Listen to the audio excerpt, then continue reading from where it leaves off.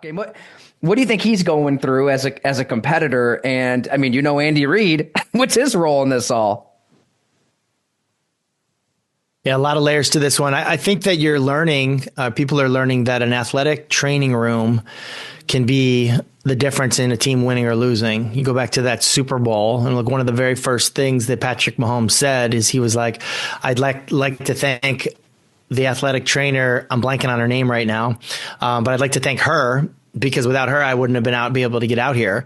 And they have a great athletic training staff in I almost said Philly, in Kansas City. It's actually the crew that came, a lot of the people that came from Philly with Andy Reid. It was like the first thing he did. He's like, no, I'm bringing Rick Burkhalter. Like, I'm bringing the team. Like, they're important to winning. And I think winning organizations understand that there's other people in the organization that contribute greatly to winning that don't wear a helmet on game day.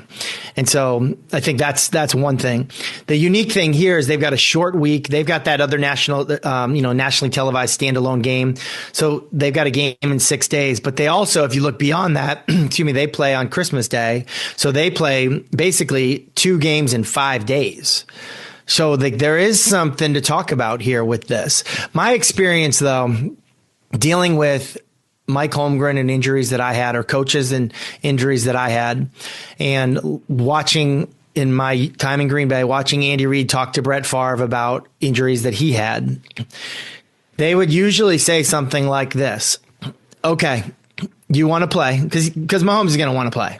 Like that, that's the competitor he is. He wants to send a message to his team like, hey, we're all sucking it up with injuries.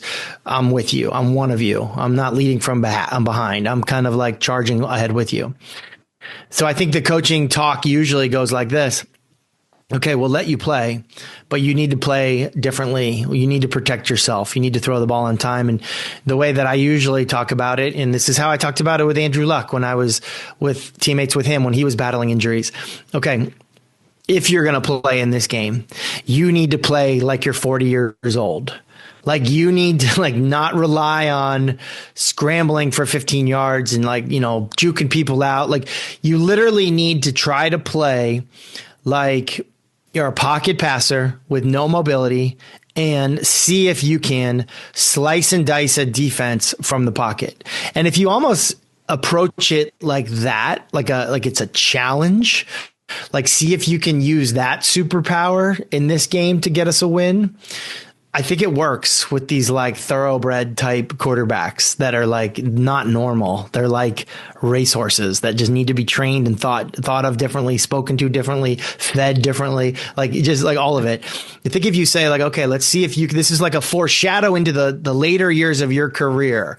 Let's just see if you can go win us one on one leg, slicing and dicing. And there's no doubt that he's talented enough to do that.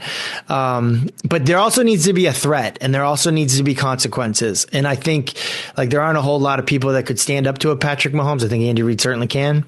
And the threat is, all right, if you take unnecessary hits, if you pump fake at any point or whatever, you're coming out. You're going to watch from the sideline with me. You're going to watch someone else run your offense. You're going to watch someone else quarterback your team. And it's literally like parenting. It's kind of like, oh no, I don't want that to happen. So I think that's a little bit of what will actually be said in the quarterback room. And it'll be a meeting where it'll be driven by doctors, athletic trainers, the athlete, but then the coach is going to come in and, I don't know, be the principal, so to speak.